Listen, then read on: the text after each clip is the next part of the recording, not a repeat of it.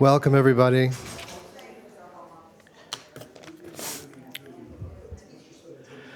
We can go ahead and make a start here. Haumitaki chante washte nape chiusedo. Chris Pexa and Mark Yapi. But welcome to Dakota. Hey macha naha mini welcome yanke ed omawapi. Ga atewa Polish Irish oyate mata nakun. Hello, my relatives. My name is Chris Pexa, and I'm B'nai Kanto Dakota, enrolled at Spirit Lake Nation in what's now called North Dakota. On my dad's side, I'm Polish and Irish from the Leonard and Pexa Tioshbai. And it's my honor to introduce, to welcome you all to the, is this an annual reading? Sorry, I'm new, so I don't really know much, of the Stratis HAVIARAS poetry reading. And it's my honor to introduce our first reader. And did we decide on a format of how are we going to do both introductions back to back and then? I'll introduce Rowan after Sherwin's readings. Okay. Our first reader for the Stratis HAVIARAS, and that's Sherwin Bitsui. Bitsui is Diné from the Navajo Nation and received his AFA from the Institute of American Indian Arts in Santa Fe, New Mexico. Bitsui has received a Whiting Writers Award, a grant from the Witter Bynner Foundation for Poetry, a Truman Capote Creative Writing Fellowship, and a Lannan Literary Fellowship. In addition to having his work anthologized in Joy Harjo's 2021 edited collection, Living Nations, Living Words, an anthology of First Peoples poetry, and the 2021 Diné Reader, an anthology of Navajo literature, Bitsui is the author of 3 amazing poetry collections, Shapeshift from University of Arizona Press in 2003, Flood Song, Copper Canyon Press, 2009, which won an American Book Award in 2010, and Dissolve, also Copper Canyon, 2019. Across all 3 collections, he invokes figures of mobility or movement as physical transformation, overflow, dissolution, to create a unique and uniquely gorgeous anti-colonial aesthetic, whose main effect, for me, is to refuse capture of all kinds. I should say, I confess, too, that Sherwin Bitsui is one of my favorite poets and has been for a really long time. And I'm going to fanboy out a little bit more, if you'll allow me. So what Bitsui's poetry invites us to consider is not just that settler colonialism is sort of structurally invested in temporal ruptures and discontinuities, which we can see in the ways that certain American literature mourns for idealized indigenous pasts, a mourning that selectively grieves false images of natives while forgetting settler land theft and genocide. But that language, even the English language, can deliver us from colonialism's traps. Consider moments like this one from Flood Song, where Bitsui reflexively describes the poem as singing. The song spilling seeds into your mouth, sunflowers a yield sign, crawls onto the roof, pinching cornmeal, flickers green, and quakes into a babble of crows. What should we call this? We could, if we were going to geek out and use jargony English department type language, call it a decolonial parataxis. But let's not. Whatever we can call it, we can agree there's an exhilaration about it, a joyful freedom of the mind's movement. Some folks have chalked Bitsui's poetics up to surrealism, or more frequently to the marriage of opposites, past and present, urban, street, and wilderness, as the back jacket of Dissolve asserts. But I suspect that in Bitsui's densely imagistic poetic line, there is something deeply Diné, or rather there is something about how Bitsui makes Diné language and thought move through the English language. In a 2018 interview with Indian Country Today, he describes his use of Navajo in Flood Song as a way of changing the structure of English. Quote, "Flood Song is all in motion, and Navajo language is always in motion. A shift happens, and it's not a shift out and away from Navajo language. It's actually pulling the colonizer's language into our own ways of knowing. So there's a way of transforming English also, and that ability is empowering us to bring it into our field of understanding and expression," end quote. As you listen to Sherwin Bitsui and find yourself pulled into another field of understanding and expression tonight, you might take note of how deftly he is able not only to refuse colonial enclosure and not only evoke the violence of extractive capitalism and climate disaster, as when he calls us to witness, quote, "the slashed wrists of the Colorado River and, quote, the shores of evaporating lakes, end quote, or the bulldozers surrounding coal mining sites that he wants to, quote, crack open and spray their yoke over the hills so that a new birth cry would awaken the people who had fallen asleep, end quote. That's from Flood Song, by the way. But note, too, the vast scales of time that Bitsui traverses so effortlessly, restoring a sense of place against the nowhere of our digital existence that, quote, streams in blips and beeps around us in a passage like this one from Dissolve, which I'll leave you with. Tearing apart fog names, pierced cloud sings. Let them shriek from their hinges. Let them slice their gills open with flint knives. Encircle their ghosts as frog-skinned antelope. Let them drag their legs over a trail anchored to a ladder that has soaked up blood since land began crawling out of anthills. Please join me in welcoming Sherwin Bitsui.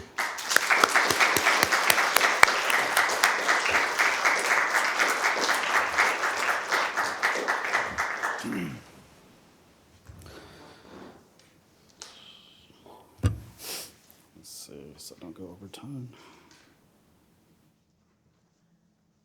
Yad Shay Sherwin Bitsui Dash Jenna Be Petwatni Twitch Eating Nishla, the Tlazathlana Bashes Chain, Kiani Dash Chedo, my discussion Edashanala, what I the Nanshla, they the net Hatate Nasha, Ade Shik Ake Dot, do the Han Hadesigi, Ade Ayasi, Bitsado Ndilla.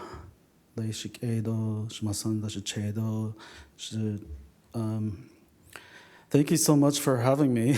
I got a little lost here. My name is Sherwin Bitsui, and I'm originally from the Navajo Reservation, born and raised. I grew up in a traditional family, and I'm of the Bitterwater people. I'm born for the many goats, and my maternal grandparents are the Towering House people. And my paternal grandparents are the Coyote Pass people. And I'm really honored to be here and privileged, and really grateful for that introduction also, and grateful to have such luminaries here with me, poets that I admire, and it's always good to be back in this circle of poetry. And I'm going to start with a poem that actually is a Navajo word. It's like I said earlier that Navajo is a language that's always in motion, and I really feel like my poetics comes from being able to speak both languages and being able to move between both languages and worldviews all the time. And this is a poem that probably was, for me at the time, a rather radical act. I was just thinking about the word for water, and I was thinking about the word for desert. I mean, not the word for desert, but the fact that I grew up in a desert where we don't have any sort of open water lakes or ponds or what have you. You do maybe have a livestock pond, but you don't have like ponds out there where I grew up at, and it was very dry. And this is the word I thought if Navajos created this word or somebody created this word, they actually really knew the power of the word and the power of the desert around it. And it's the word for water. It begins Flood Song. Twa, twa, twa, twa, twa, twa, twa.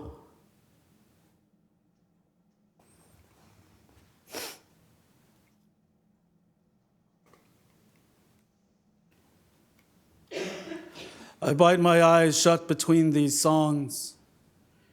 They are the sounds of blackened insect husk folded over elk teeth in a tin can. There are gull wings flapping in cold air. There are gull wings Wait, let me put on my glasses. I'm getting older here, so.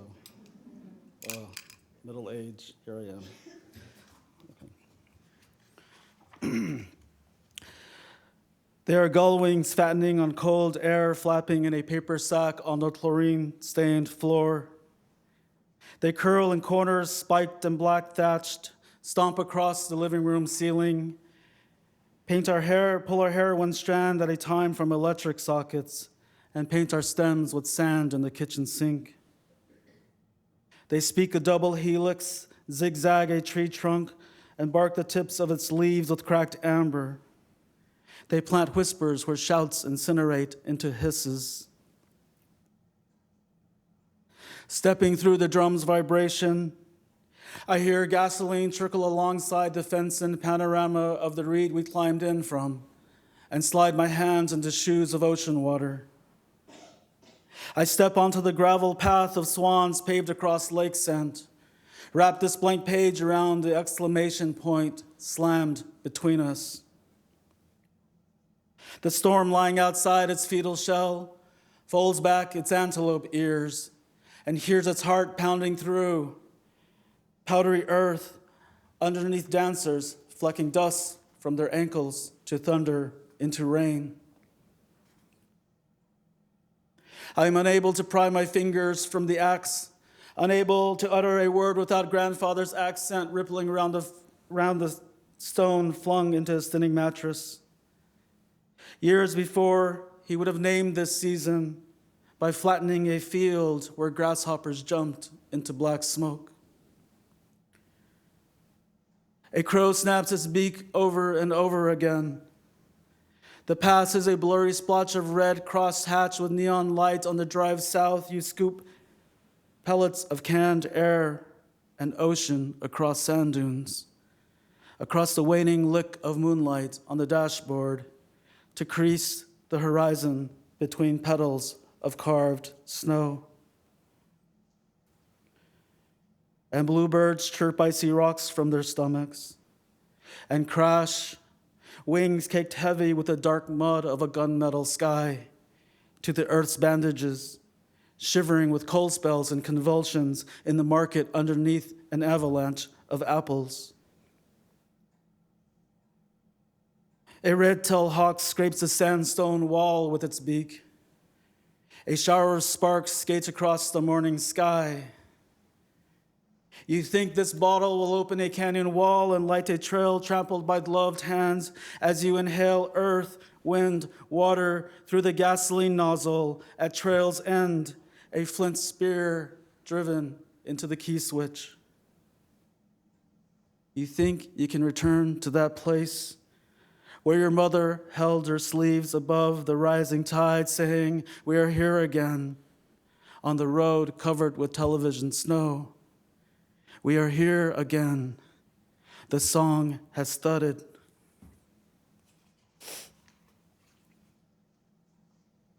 And I employ Navajo words in this book. And this word here is called Nahokos, which is the north. And I oftentimes think about, and it is said that when people pass on, they go northward. So, flicking off the light switch, lichen buds the curved creases of a mind, pondering the mesquite tree's dull ache. As it gathers its leaves around clouds of spotted doves, calling them home back from their winter sleep. Doves' eyes black as nightfall shiver on the foam coast of an Arctic dream, where whale ribs clasp and fasten you to the language of shifting ice. Seeing into those eyes, you uncoil their telephone wires, gather their inaudible lions with plastic forks, tongue their salty ribbons, and untie their weedy stems from your prickly fingers. You stop to wonder what like sounds like when held under glacier water, how Nahokos, the north, feels under the weight of all that loss.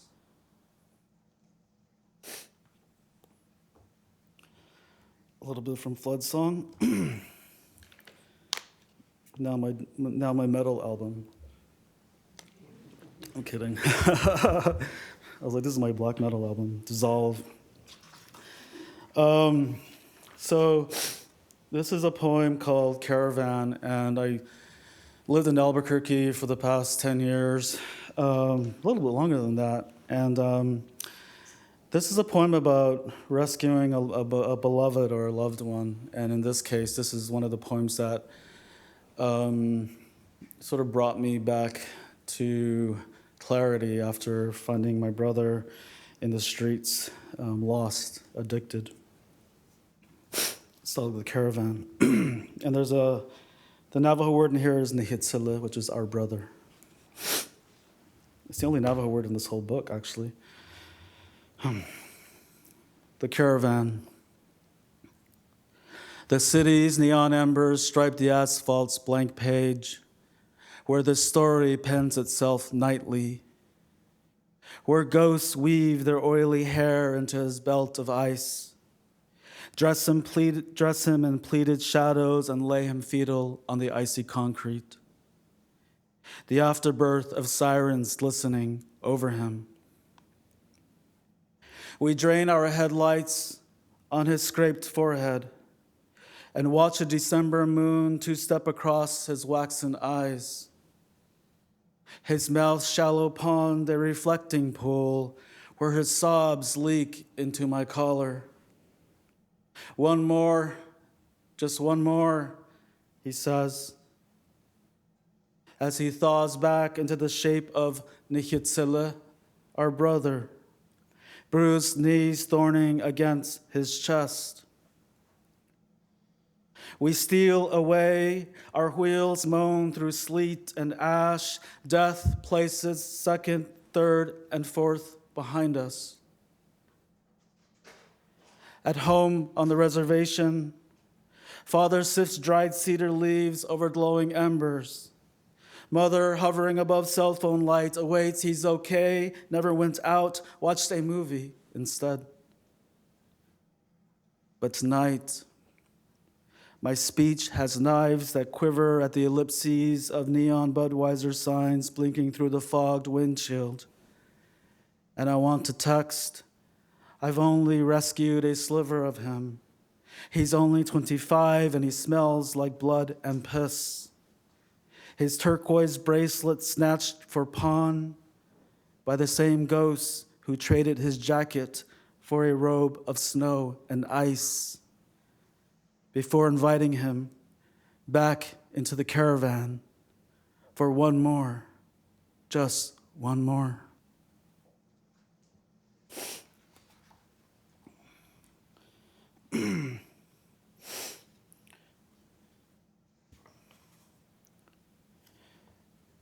This mountain stands near us mountaining. It mistakes morning for morning when we wear slippers of steam to erase our carbon footprint. Wind's fingers wearing yours, you unravel a plow of harvested light. Notice its embers, when scrubbed on drowned faces, repels fossilized wind. The mind's wind unlaces hammering over pixelated heel bones clasped to the nerve endings of my fingers' ghosts. These hands locked in a hive of red ants swan through children, grunting at the bank of one language while the other tethers moonlight to firelight. Their dark flitting unthreads this land from deveined searchlights, groping for embers and eyes that blur while blinking. How the map must look when black water is ladled from white water, when it's your face that ripples silver, not mule deer skipping across the creeks forgetting. How it might be then to look through silicone eyes, see a worm's spigot maw dangling atop the periphery of an axe blade's slumber.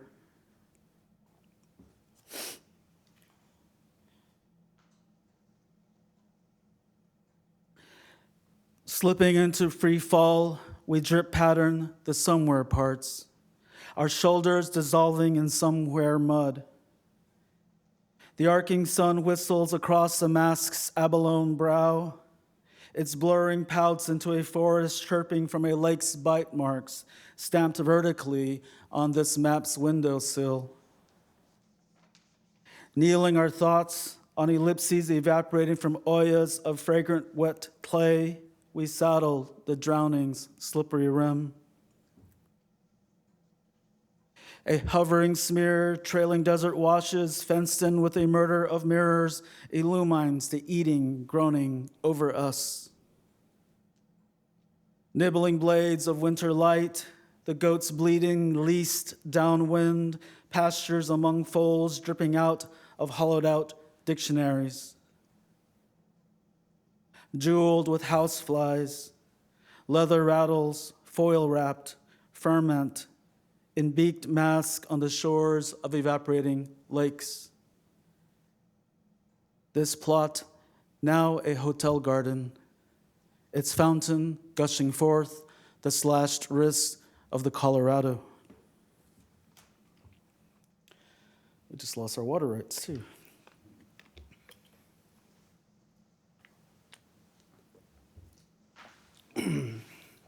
And I'll go ahead and finish up with some new work. I think this is throughout these two books. There's a figure who always is present in the work, but then always sort of like disappears. So he's always really evasive, and I feel like sometimes he like smears his face or he does something.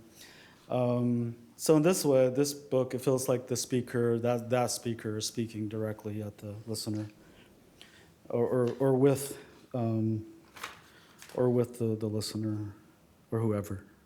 Who knows poetry? Okay. So it's like it always becomes something else. Like you think it's going to be one thing and it's something else. But it's called The Next Sky, and I'll finish up with one more autobiographical poem at the end. So, looking in from the next world, eyes still coated with coal dust, we seal black the past. In this unveiling, a rain-stabbed blackbird's obsidian sigh rises from meat-fragrant slits in our speech patterns, where a way of seeing home smeared on walls with elbow blood is also a way of nozzling bird caw to thieved land, or scissoring fog-lobed nightfall into crescent moons, while a bell's deoxygenated moan, weeping for its lost reflection, is hauled away on a horse-drawn hearse. Here, ghost hands crackle beneath a flint blade's jagged spike. Here, also, a windstorm's bellow cracking open thoughts of crow beaks pinned to smog, bridging a canyon rim to its midnight shadow. And there, under the next sky, hunger-bellied drought unlocks doors wiped clear of the names of seasons skinned from tired tread. Lured by the solid dark to drag sentences toward closer, I look for the song that held my hand and not the ghost who spit into my mouth and pierced my eyes with rain-scented fingernails. The smoke in the valley, I imagine, is my umbilical cord, but that too spirals from this twisting plot's thinness. Sometimes I think pills can bring back the earth photographed in black and white, bring back seasons that visit when summoned by waving cornstalks over fire. Cinder smoke curls thorn-tipped out of my throat. Moonlight heats minutes to hours, and I thrum from inside where a crack begins to widen. The X's of my fingertips thicken on a silenced calendar as my palm's heat fastens ghost collars to ghost hair. I turn to my left palm facing its slick cave, a backlit rib along my left lung tingles. My glass punctured breath sealed inside my outside voice. Wingless but toothed, it whirls from my palms to constellate above deer spines, wrapped in tire marks, glowing underfoot. Crescents for eye holes, I wear the across mask sideways. Ask, what is an empty pasture if blotted with horse blood? What apparition lays maps of light in axed spring water? The road to here is doused with evaporating tap water. Howls scribbled on vellum sever hours into half circles. Embers steam, eyes open to fire-tipped corn stalks. Hours only for the first minute. The wailing withheld blankets this table with drought scent. Unable to shuck seeds from the highway's voice, the fifth world gasps from smoke-choked light. It brays when coyote's breath whitens a canyon rim. Shivers splinter beneath a soot-slathered sun ray. Its light blue and orange or that orange glowing. Beside the fence's moonlit face, wrapped in a calico quilt, my head tilts, and I see a snow-pecked leaf pressed into tire tread. One less sun tacked to lake ripple. Within my eyes, shadows are centuries long. They form downward ladders to dried reservoirs. Scratches spidering my wrists begin their thaw. The new dimming forecasts my gait from my halting. The new dimming forecasts my halting from its fading rim. Corn-tasseled glow ebbs from my face's final form. Its forgetting stretches dustward cubicle by cubicle. I breathe back my last name. This way of seeing, senses cave, where darkness, backlit, hisses sparks over ash-hued, crow wings peeking, sickle sharp from rivered lifts on lightning-cracked sandstone slabs.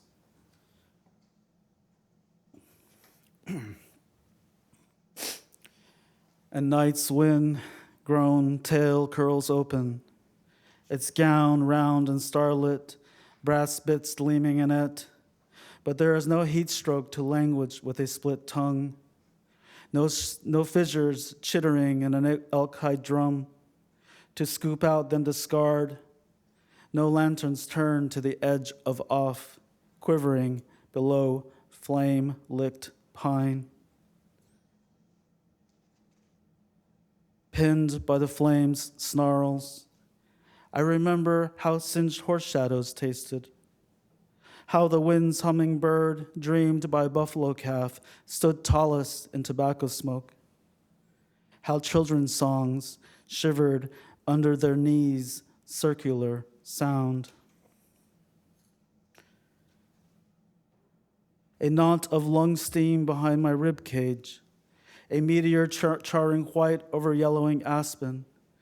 I reach down, loosen shoelaces, wind-dried roots unfurl, my new name 7 times my height. My shins press light to dark, creasing them over and over until my face smears and fades.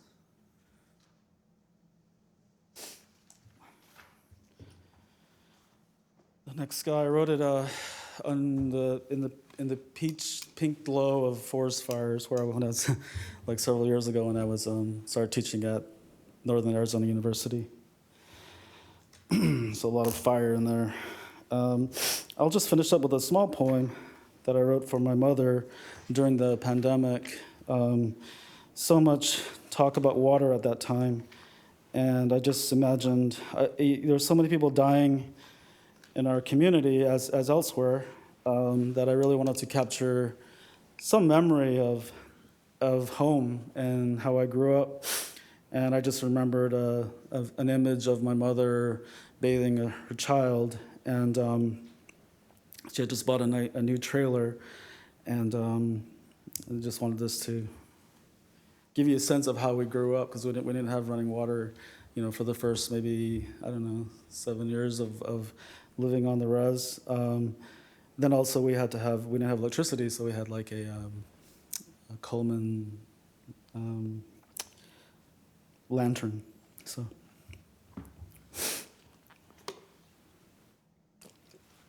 But once you haul water long enough and you carry buckets of water, you learn the value of water. Amma. Soap suds lace mother's hands as she slides her naked son into the plastic tub's green hold. A raft run aground on the kitchen table. His eyelashes woven taut against the sting. A wash rag arcing his glistening brown back, oil black, slick hair pressed flat.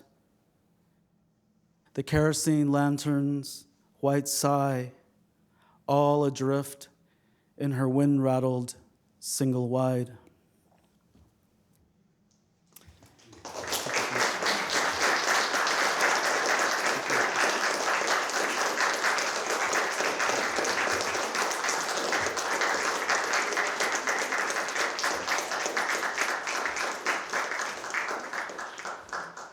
Thank you so much, Sherwin. I'm Tracy K. Smith, and it's my pleasure to introduce Rowan Ricardo Phillips, a poet equally at home in the terrain of Dante and Wordsworth, as charting his own course through our 21st century cacophony. And maybe this has to do with the way that Phillips hears many versions of the world echoing forward and back through time, across geography, returning to warn again or herald again some new, old emblem of hope and folly. I see what you mean about getting older. These glasses are new, but they're not new enough, I don't think. I'm going to try and read this. The Twin Towers fall. The pallor of injustice mars the face of our youthful culture. The 2016 presidential election goes, quote, creamsicle. COVID arrives to steal lives and put the living on pause. In some ways, that catalog of upheavals tracks the kernel of collective unrest in each of Phillips's 4 volumes: The Ground, Heaven, Living Weapon, and most recently, Silver.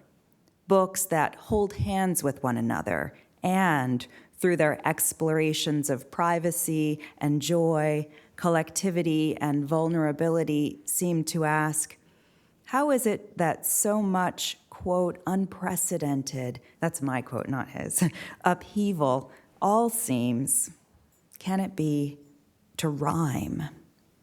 That rhyming effect has something to do with what one of Phillips' speakers describes as his wish to listen to what is seen and to see what is heard, capacities that render signs into music and music into a kind of sign. I think here of Seamus Heaney's brief poem Song, the one that ends with the line, the music of what happens. I think of the rowan tree in that poem, and the many rowan trees that appear in Phillips's books, like sightings, like cameos. I think of how one's own name, not unlike a poetic form, can be a totem for constancy through change, and how, in his poem Child of Nature, Phillips charts and challenges the fact and the fantasy of constancy through change by making a form out of the end words running through Wordsworth's Tintern Abbey, while contending, my soul has grown from a Bronx tenement's power. My Old Testament, a corner store's joy, at being part of the life of things. When I consider other of the terrains where Phillips is at home as a poet, inhabiting the voice of a dark angel perched atop Manhattan's Freedom Tower, citing or crossing paths with soccer messiah Lionel Messi in Barcelona, in the many time-defying clauses of the elegy postlude, and in so many other registers and occasions and postures. When I reflect on all of this, I'm inclined to accept that music is what Phillips makes happen and lets happen, and admits has long been happening in and to and around us all. I also want to acknowledge the vernacular musics Phillips is so good at wielding, the improvisatory, playful ear and eye music of mirrorings, illusions, and reversals that, to my sensibility, map a kind of diasporic resourcefulness, of verbal and visual dozens, onto poems that also hold hands with so many masters of the Western canon. I think of how his poem, Phillips's poem, Paradise Lost, seems to play rope-a-dope with the American imagination. Quote, I start with sorrow, then feign joy in the rhythm method. I do dark things lightly and light things darkly. That simple turn, dark things lightly and light things darkly, is to me a portal to another kind of visioning, one that attunes the speaker to, quote, that color, that verb, by which he might commence to sing or swing. Hadn't it all been something else before, something else somewhere else to someone else before? Those elses sidle into the beginnings of lines, and like the we's up against the right margin in Brooks's We Real Cool, the logic of statement gets torqued and amplified by a body logic, a disequilibrium the poem asks us to dance to and ride, and that urges the admission that we've long known how to keep our balance despite the upsets and thefts and flagrant erasures that ought to stop us in our tracks. A similar shift occurs in the poem. The animal wrestles the whip from its master and whips itself in order to become master, whereby we're made to feel Amiri Baraka, James Brown, and maybe Public Enemy stride as if summoned into the lines, the right power, it was the right power. It was the right power for the wrong fool. It was the wrong hour, but the right tool. I can't help but think that these manifestations of vernacular wherewithal, fleeting as they may be, hold an animating key to this book, which opens and closes in pursuit of, quote, not the meaning, but the meaningfulness of the mystery we call life. Vernacular, after all, is one miraculous means of making nothing into something and something into almost everything. In addition to 4 books of poems, Phillips is the author of 2 books of prose, The Circuit and When Blackness Rhymes with Blackness, and he's the translator of Salvador Espriu's Ariadne and the Grotesque Labyrinth. Among his many other honors is a Whiting Award, a Guggenheim Fellowship, the Anisfield Wolf Book Award, the Penn Joyce Osterweil Award for Poetry, and the list goes on. He's the poetry editor of the New Republic and a distinguished professor of English at Stony Brook University. Please help me to welcome Rowan.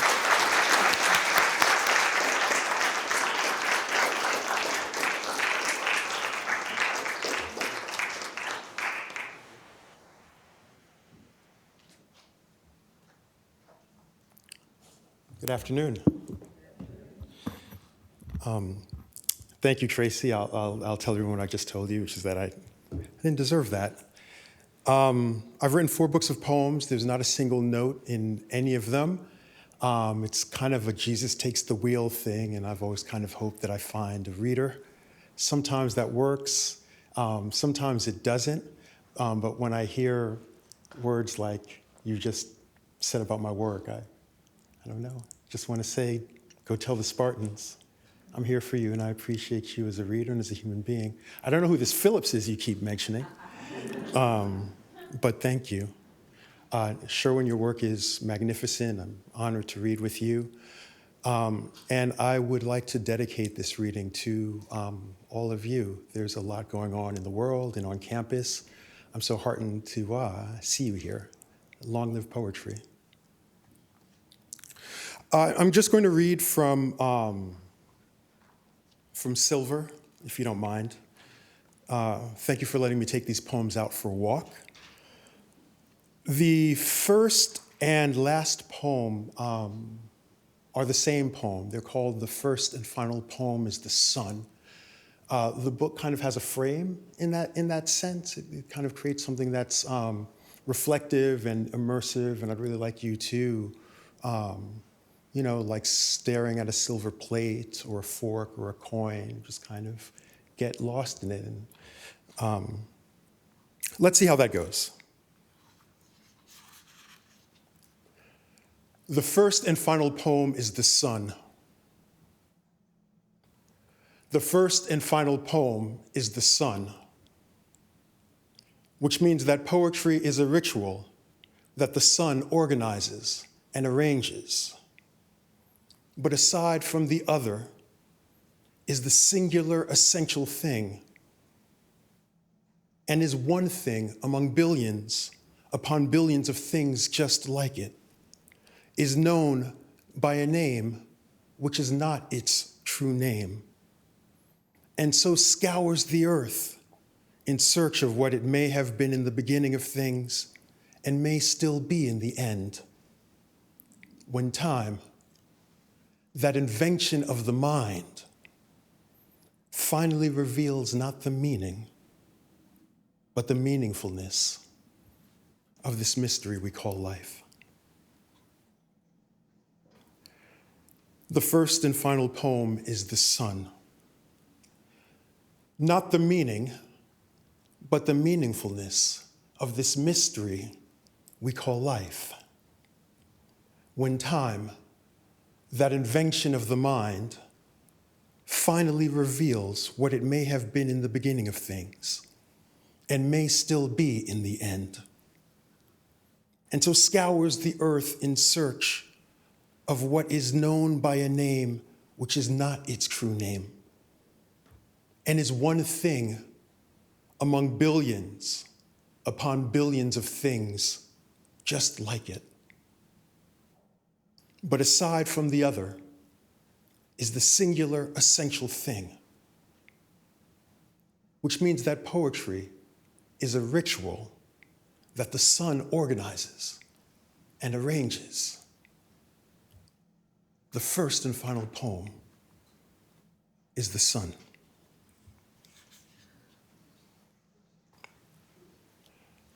Paradise Lost. I tend not to talk around my poems, but we're all here and a little comfy. I'll tell you a little bit about these poems. So Paradise Lost, I was, don't laugh, I was going to rewrite Paradise Lost. I really like these versions of songs, like the catalog of Black artists who've done Beatles covers, or the new take, Max's new take on Vivaldi's Four Seasons, or what Viking Olofsson has done with Bach's catalog. And so I was going through Paradise Lost, the book I like a lot, but there's stuff in it I don't like and I don't believe. And I believe that poetry is what sounds good and what you believe. So I was kind of writing and I was showing it to my editor, Jonathan Galassi, and he'd be like, no, weirder. I'd do it and he'd say, no, it should be weirder. I handed him a ton of versions. It's all in, it's all keeping the pentameter and doing things. He's like, no, make it weirder. And so finally I just said, oh, fuck it. And I wrote this, and he said, I like this. So I put it in the book. Paradise Lost. I start with sorrow, then feign joy in the rhythm method. I do dark things lightly and light things darkly.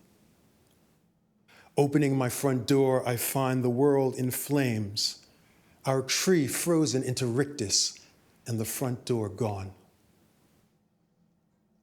But then I listen for that color, that verb, that mineral, that metal, and after, the electric data of tattooed angels dancing on air. Hadn't it all been something else before? Something else, somewhere else, to someone else before? Could be. Could be. But the trick, you see, is to say that this has never been done before. That it simply sprung up from some uninhabited space. This epic of epics, this American song.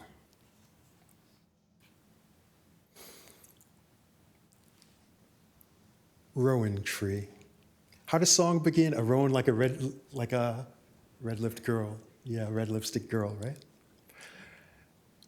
Rowan tree.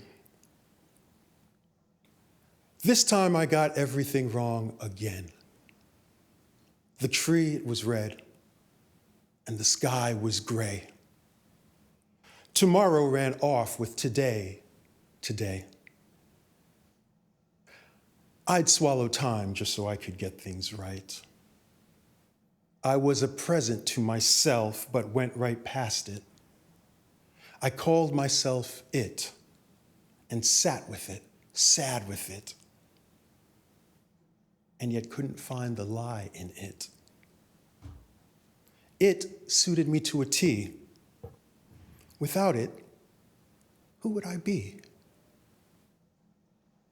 I was so tired, but scared to say it. Knowing what tends to come after, I zipped it. I parabolaed between parables, playing Bach's Concerto in D minor, BWV 974, for the despair deep in it before it falls towards the solution of its final chord. That's when, in the great silver apogee of night, I stepped out into the warm air and stripped the rowan that had been growing there bare until it was barely there, roots crowning its nadir, and everywhere crowing, beware, beware. A number of these poems were written during the lock-in, during the pandemic. I was living in Williamstown at the time, which was lovely, if you can say that about that time. And this is one of those poems. It's called Romanticism. Romanticism. Late autumn, in the orange bronze ranges and the sky still wet with slaughter. The vote done. Dying goldenrod tuning the meadows beige under flocks of birds that flex the air into one black V after another. Carrying with them the occasional silence that flight coaxes from the chest, throat, and mind, coaxes from the altitude's blue view, though the bright, clear air, no matter how clear, is vicious with the virus, not dew. It comes and goes like the heat of the sun. A heavy, haze of grand scale indifference to the green commotion of the river, as I raise my window for one final song of summer to leap into my room and chant to me whatever is left.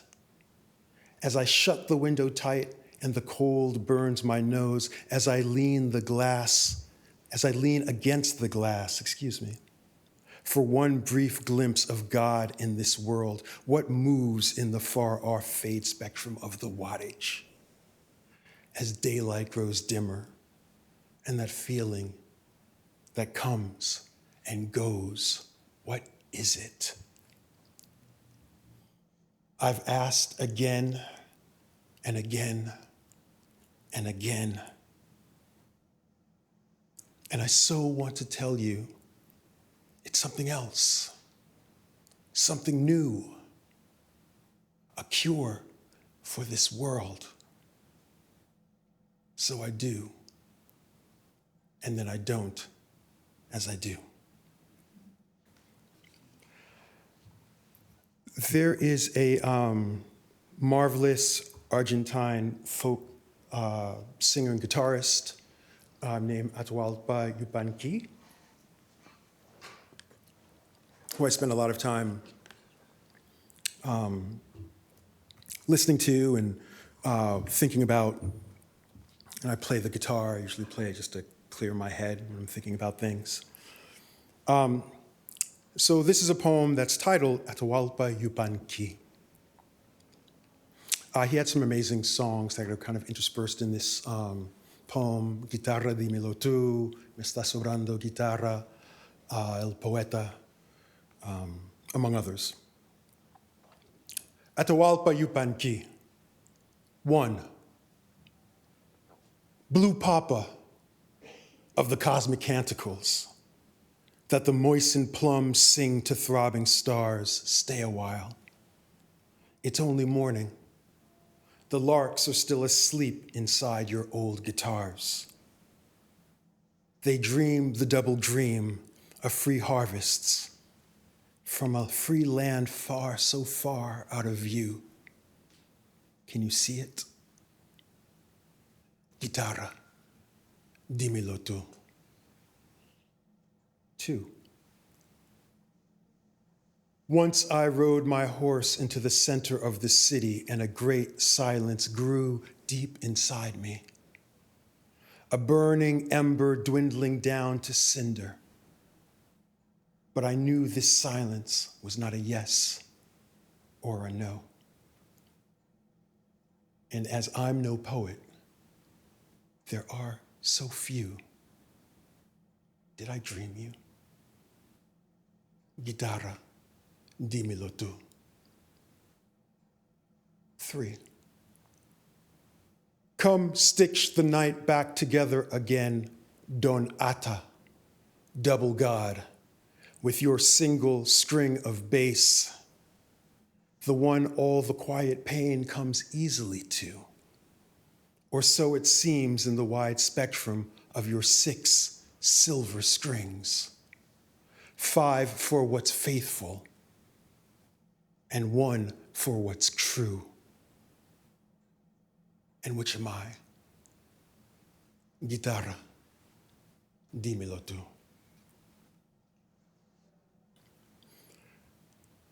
The triumph of song. I mean, the only zone I think I might know, and by know, I mean this thing hasn't quite killed me yet, is the triumph of song. All my poems mean that, I think, really. This is the edge of my observable universe. I can't see what doesn't sing, or what I haven't coaxed from some notes out of air.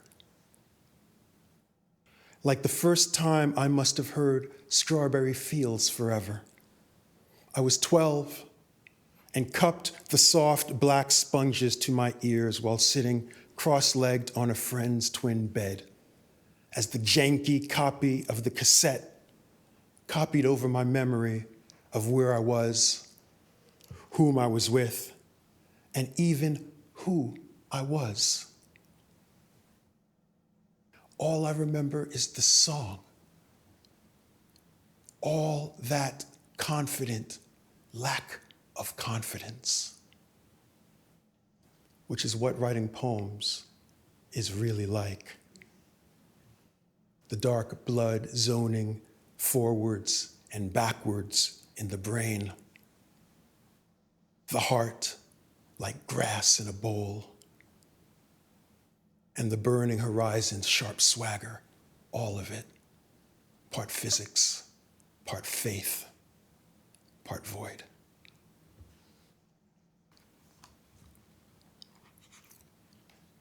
Alita, that bedroom was Davy Mannheim's bedroom. I was wondering. Everything's real, everything's real. El Pintor, which is Spanish for the painter.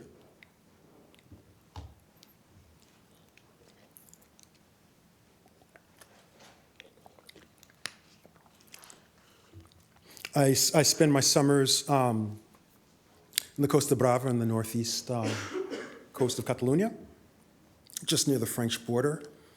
This poem might take place there.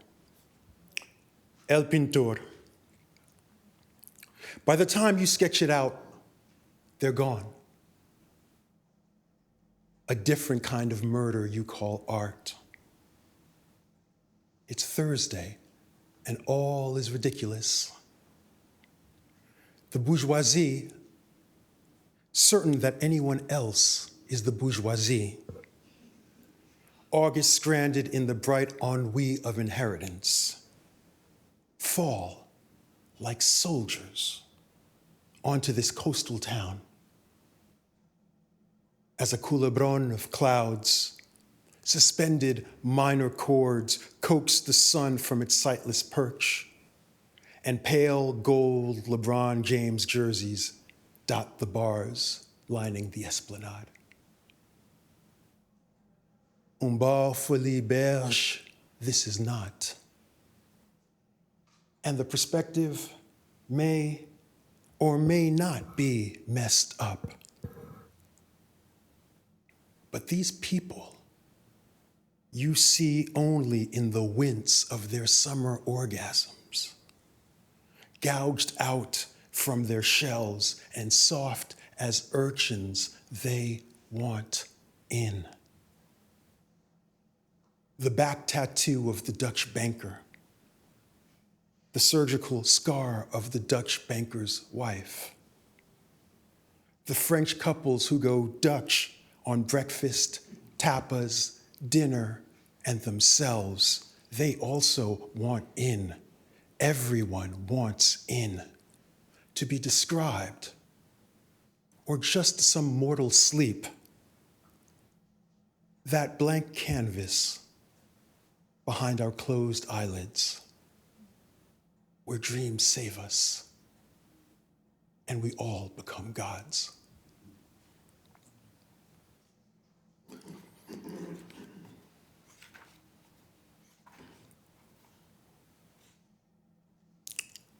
A brief history of Barcelona. 5 a.m. in summer. The ABCs of summer. And the blue-brown aubergines of a summer dawn before dawn changes summer into sea greens, farewells, and gold. Rain silences the bird song, but seagulls still sweep by as all the city's night lights are snuffed out by silver morning's silver haze.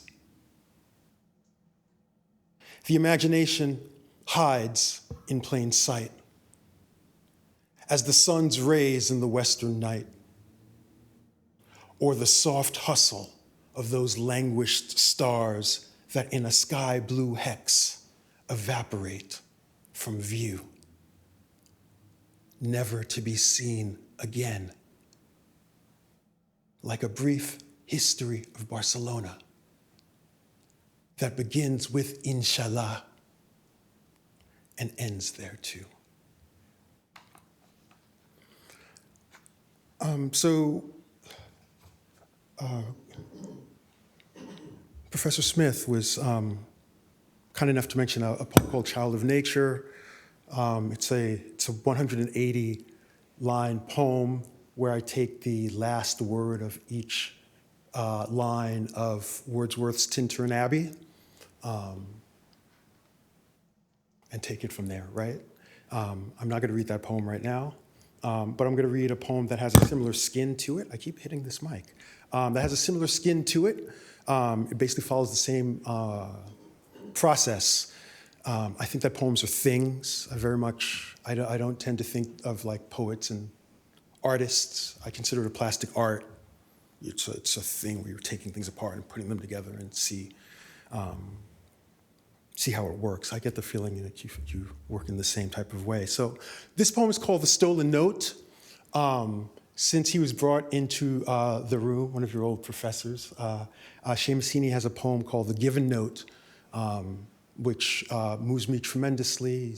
He's taking on the Irish myth of origin of song, which is that on the Blasket Island most out towards the Atlantic, there was one person who had the songs come in on the wind, and he kind of took it all in, and that's where the modern sense of Irish inchoate song and spirit comes from.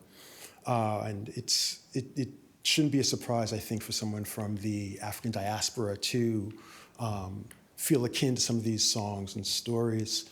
Even in this institution, the great Sterling Brown, who wrote his dissertation here under Kittredge, wrote it on the relationship between Irish work and African American work.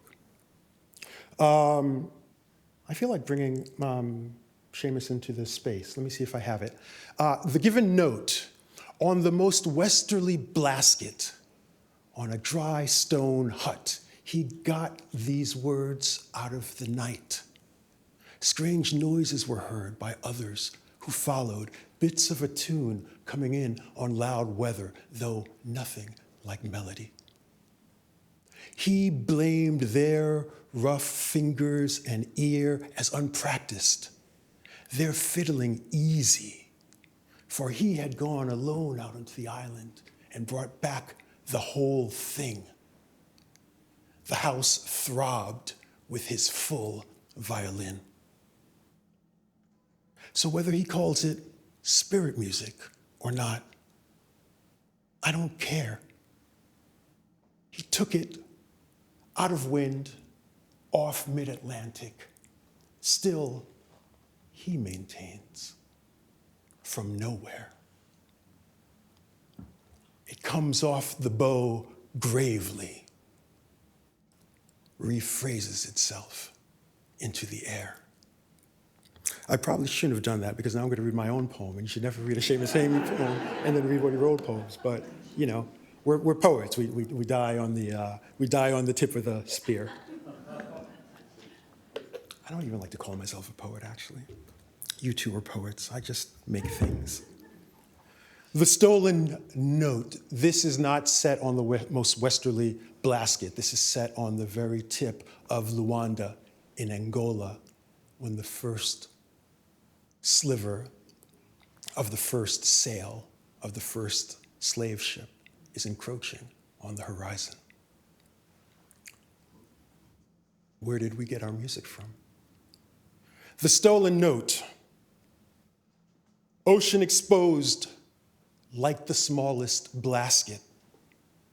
Luanda's isthmus, a northernmost hut, and a sail staring out at it through the night.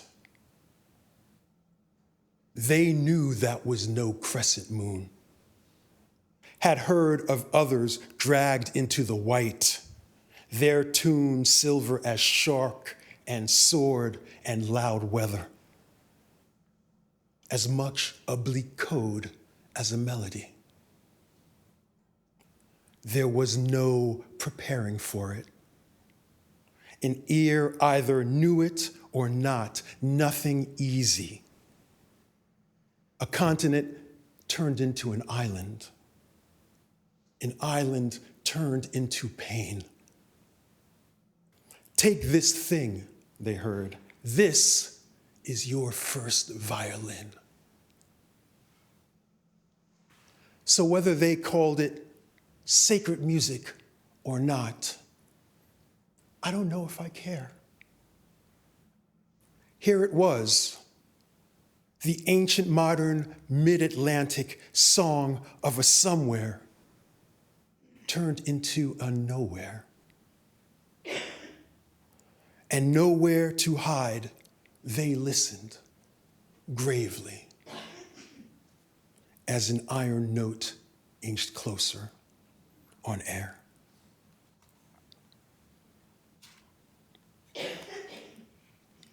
I'm just going to read a couple more poems.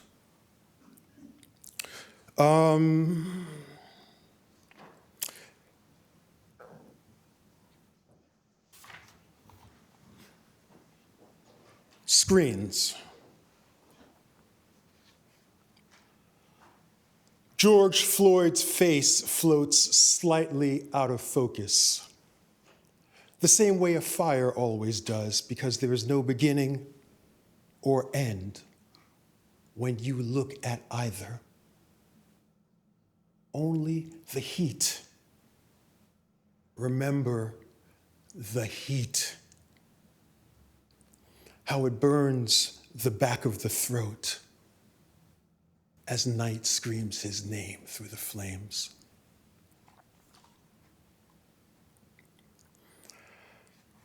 There's a pair of poems that I'll read together. One is called Prelude and one is called Postlude. They're in memory of my beloved grandmother, Ina Harris of St. John's, Antigua, who passed away on March 13th, 2020. There are kind of two sides of Prelude, which I'm going to read first, it's in three parts, three short parts. You've heard about Dante, right? Showing up in Rome, kind of like, oh man, I wish I could read this in Tuscany. I can't, but you're a great crowd. Thanks for being here. I'm only going to read three poems. They're three short poems. But it's poetry work.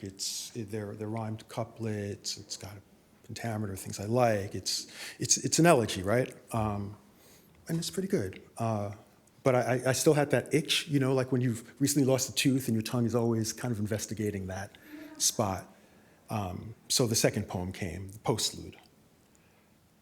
But first, prelude. Prelude. My grandmother saw it coming and left. I'd already left. It came late and swift, like a tidal wave mistaken for a wave. Came not as a note, but as an octave, black-keyed and mangled, searching the hospice only to find she'd left without notice. The soul clapped from her body, masked by death. Death hiding death from death. And finding no sign of her in the high cheekbones or skin, strode off on a cough into the evening. 2. In the weeks between her death and being laid to rest, life became COVID-19. Both the living and the dead shared one air. Then the service came, and I was not there. I watched from the safe distance of an app as my mother and uncle massed among the massed few in a pewless space, made peace with the orphans who'd come to take their place. Looking at them on screen was like looking out at the world through the bars of a cage. 3. And now, high on a slope near Van Cortlandt, the immortelles of perfect pitch sing Ina Harris to sleep. Her shade goes there to listen, bathed in the scent of ilex, palm, linden, kapok. It is Easter, and she is dressed in her lilac best and hat her daughter crossed bridge and Bronx and plague to bring to her. She is 2 steps ahead of this pentameter as it follows her through the flexed valley of the shadow of death. This elegy, which, like all of them, is so useless and late. My grandmother saw it coming, and she left. Postlude.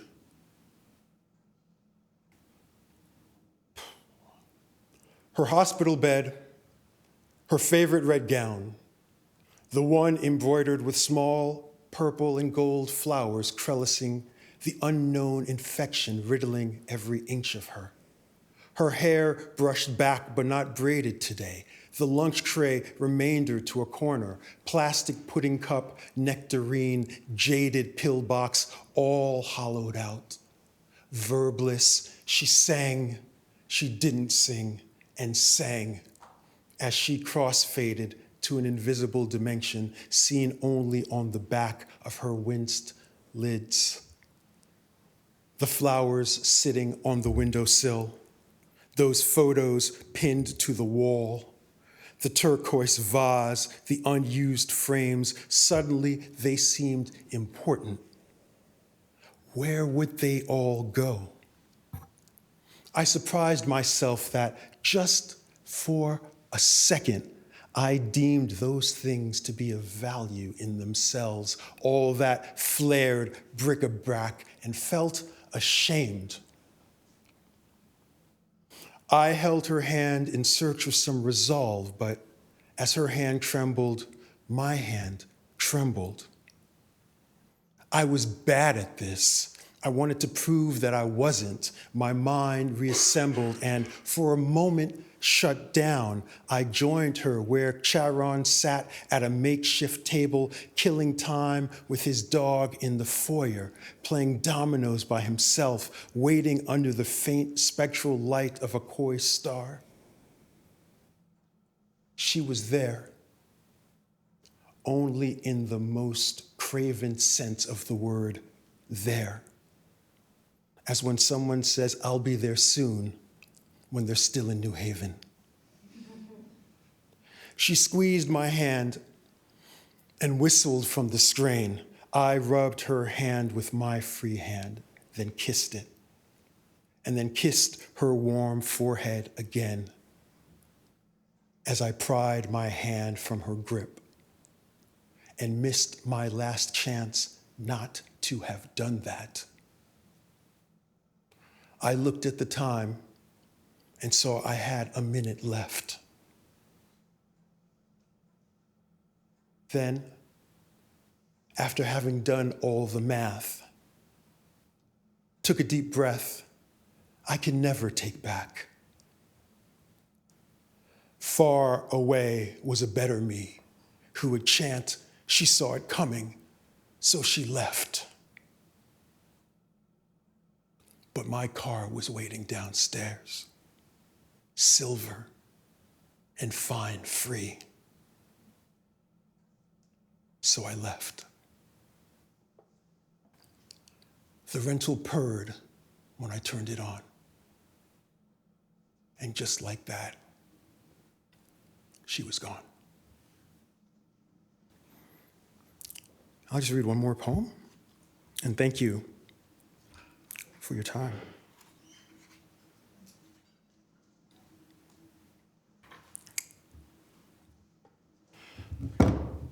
So here's this poem, Child of Nature, that I had mentioned.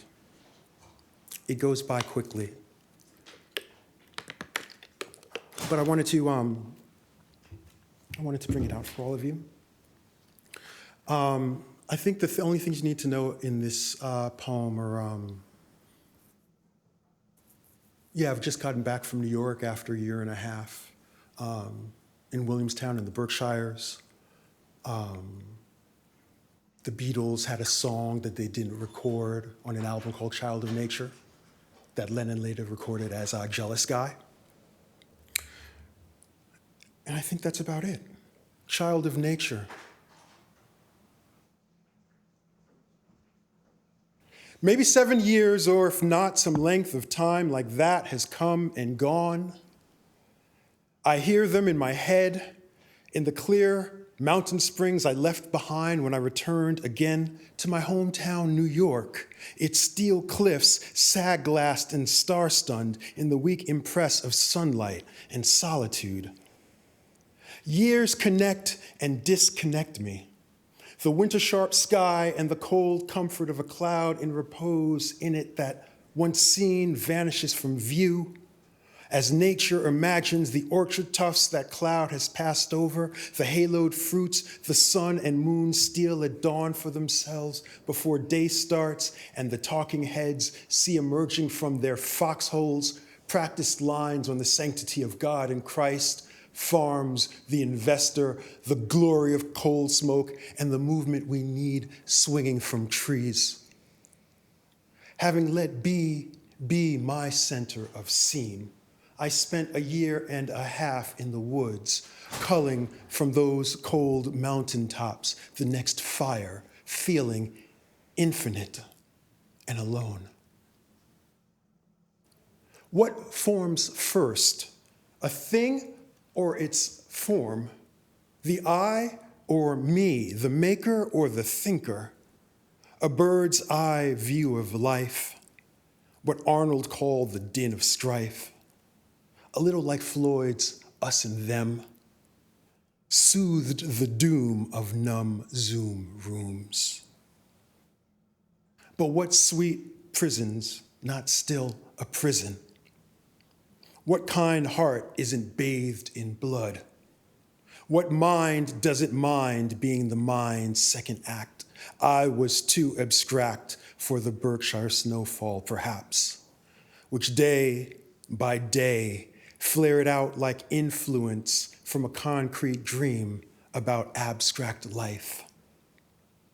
The idea being that great nature acts on all living things in a way we trust, or must learn to have faith in, that it is a gift for the soul of the lingering child mood in all of us, and makes all mystery answerable, all weight bearable weight, 40 tons of green size in a blue world that wait for an apt word in an apt mood, blessed, blue-green and serene, the mind put on a pedestal, centered in a gold frame and hung on a sun-warmed wall. But my blood circuits the outlines of skylines, asleep, unwept, and unsung that way. My soul has grown from a Bronx tenement's power. My Old Testament, a corner store's joy at being part of the life of things. This, as the kids say, facts, often not oft, kept me from turning soft, and all the shapes of nature turned in on themselves. No stir of air was there, but for city world, where nature, in seeing me, cut its heart out while singing My Country 'Tis of Thee, and vamped those vaulted buildings into woods, mountains, and streams. My country 'tis of thee. But now, when I think of that lost thought, somehow found here in the sudden and faint power of sacred songs, perplexity sidles in with the setting sun again. I see the blue sky whiten, then brown, sense John and Paul sharing a spliff and some blurred thoughts about diminished seventh chords or food in a small, smoke-soaked hotel room, and hope one day to finally figure out, first and foremost, if this is nature. Row on mountains, whistling quail, the burned sides of a flowering rowan tree. Green screams like on the old maps of the world where man painted water, olive, or jade. No one would mistake any of these now or then for something unnatural. There were days when I was a child when I would walk by storefronts tattooed with graffiti, the paint still fresh from the can, the tart cataract of aerosols clouding the mind, a rock through the veined window, a pale mash of wood from a smashed guitar splintered like hay, me so horny oozing from some boombox love stowed away from sight, and a lucky charm left on the doorknob and of interest to no one but Tanya, who just walked past, stopped, turned back, took it, and said, "Got one more for my collection. Yeah, boy." What was this, if not one of nature's many strange gifts? Or is nature only what you believe when you read? The hill and dale flex I learned. The fern hill flex I learned, alone and hour after hour, finding it oftentimes pure musical reflex. Humanity responding in song to the strange power of an environment enhanced and felt, finally, instead of simply seen. Joy inching along the cracks of the sublime like the music of a glass interfused with the life of all people, all stars, all suns, and the sounds of it all shattering air before the glass itself shatters. Oh man, I grew tired of whatever impels nature to always be elsewhere and thought, listen, yeah, I have trees and rivers still. Yeah, I have gardens and ponds. I have woods. I have a romantic park that was, behold, once Seneca Village, raised from the world. I've had these things and what they half create, which is just half of what I recognize and welcome as nature in its own sense. For all park is policy, all verse is nurse, every habitat a cradle for the soul, at least for the time being. Or perchance, there are words, like perchance, that function more or less like what I meant to say.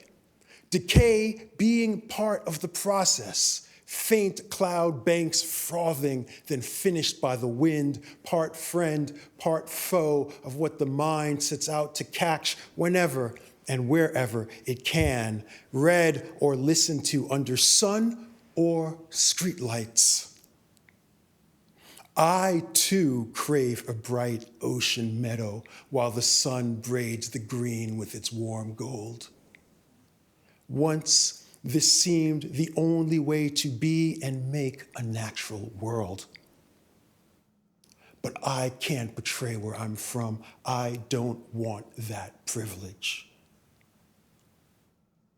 That doesn't mean neighborhoods sprayed in lead are like emerald meadows that inform and reassure naturally, impress love onto the heart naturally, feed naturally on nature's summer-tinged tongues of chartreuse verbs gifted to the human. But what exists between them is both all there is and nothing at all, like life grown out of the fiction of poems. Disturb what cannot be disturbed, and then behold as it awakens and sings to the moon in the late morning haze. This is the walk, the long walk from which I have emerged free at last after a journey of light years across a field of dead ideas matured to life for their own sake, free in my mind, finally, to remember all the forms of my life enhanced by this dwelling place. Its hard-edged abracadabra, heathen Sunday mornings, and phosphorescent grief. No one is ever alone with their thoughts, alone on a cliff or here beside me. We are crowded by presence and perchance. We're listening to scream and screet. We hear the other, even as one of them gleams and the other gleams. We can't forget one or the other. Ethereal scream and electric screet are parts of the same long link in the same human chain. I came to this poem, the long one, with a lot to say. I'd sung my art before with real zeal, chanting through 3 moods so as not to forget. The ground, then heaven, then the weapon. Years passed, and now, from my high window, the cliffs and canyons of these avenues call me back to sing through fire for their sweet sake. Thank you very much. Muitas graças.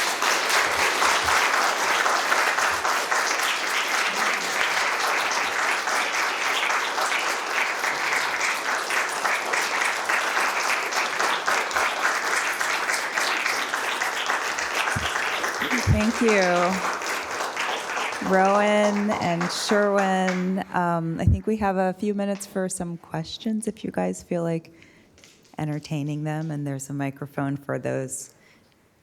Yeah, do you want to? Yeah.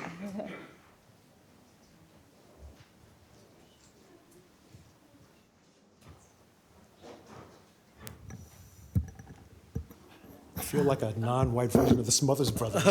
We should like do something, right? It's a dated reference, the Smothers Brothers. I think like only like 5 people. Don't want to, should I stand up? We can hear you. You don't have to stand. Okay, great. It's a question. Yes. Oh,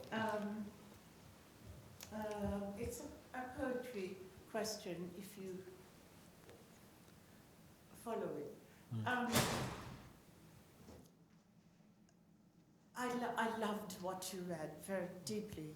Really, I'm not acquainted with your poems at all, but I was very moved, and you had a wonderful rhythm that actually reminded me of Derek Walcott. You both did, but yeah, something. But I wanted to ask a question that I have an answer, but it's not the right answer, or it's not the only answer. Well,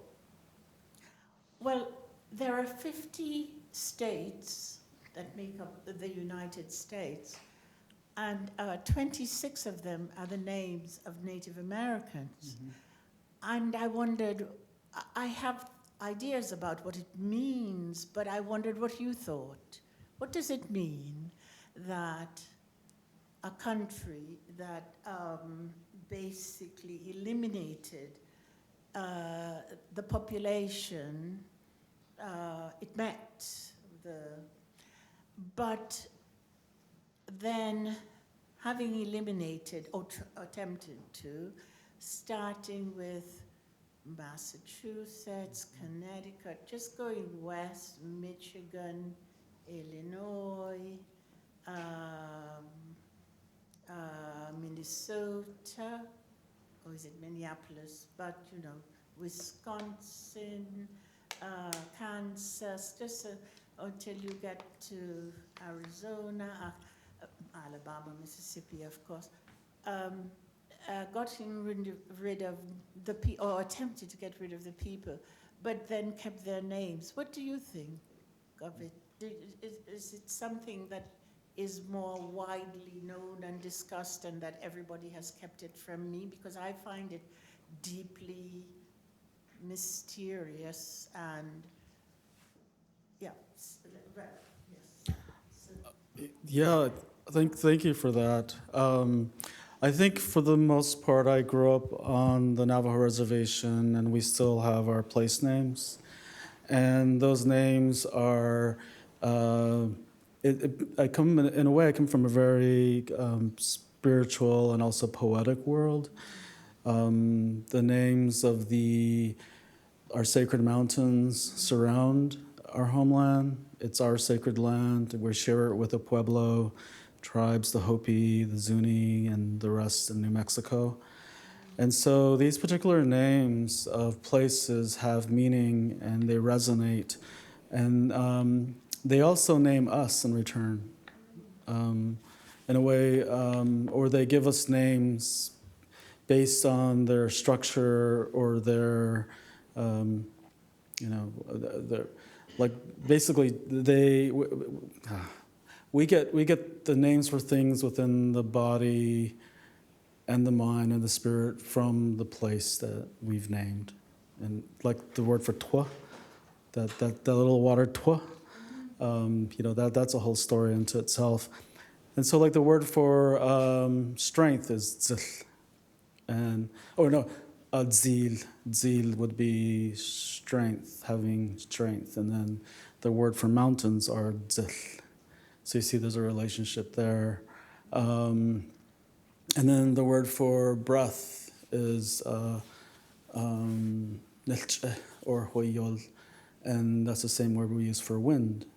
So that there's no that the body, the human body is connected to the land and place. And so I'm very fortunate that wasn't eliminated or destroyed.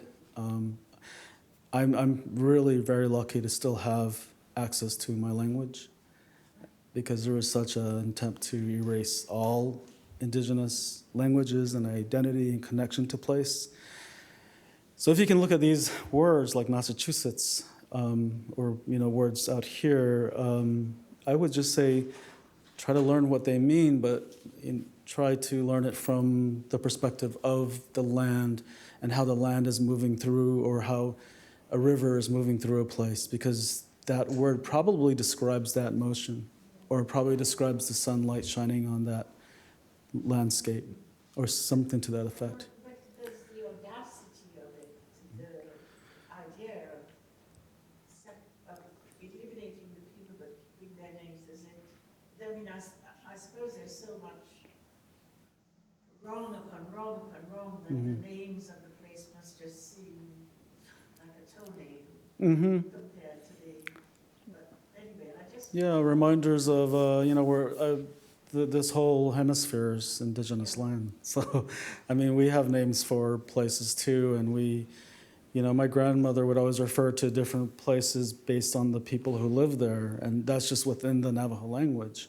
So we're very aware of our relationship with, the northern tribes, and we already had that sort of story and shared history continuously. So, I think what the naming means is that there's always been a presence here. Yeah. Yes. Somebody in the back? Oh, in the back there? Yeah, I should probably stand up. Thanks the two poets for reading. I have a brief question for Phillips. I especially about the last piece, the long poem. I am a freshman at the college. I'm a poet myself. I love writing poetry. I attempt to write long poems sometimes, maybe not the paradox, but it is so kind of exciting to hear you reciting that poem because it's a longer piece, but also incorporate different kind of voices, incorporate different languages and kind of cultural references, and kind of voices that's in personas. There are humor in it. You kind of do this kind of self-referential thing where you refer to the poem as a long poem and you're like referring to yourself writing it. I'm just curious what was your process creating such a kind of complicated piece, and even your editing process? How do you make sure that these voices work together and create a kind of chorus or a harmony instead of fighting each other? Yeah. Oh, thanks. What's your name? Oh, I'm Bill. Bill. Yeah. Hey, Bill. Well, welcome to the journey of writing. I didn't intend to put any particular thing in there. I didn't think it has to have different voices, or it has to have tonal shifts, or it has to have self-referentiality or humor. But I do the majority of my writing actually out loud. Eventually, you get to writing it down, but I think that writing is a biomechanical thing. We sometimes confuse this for the actual writing, but when you think about words like inspiration or enthusiasm, or even, Seamus's poem, The Given Note, it's about air.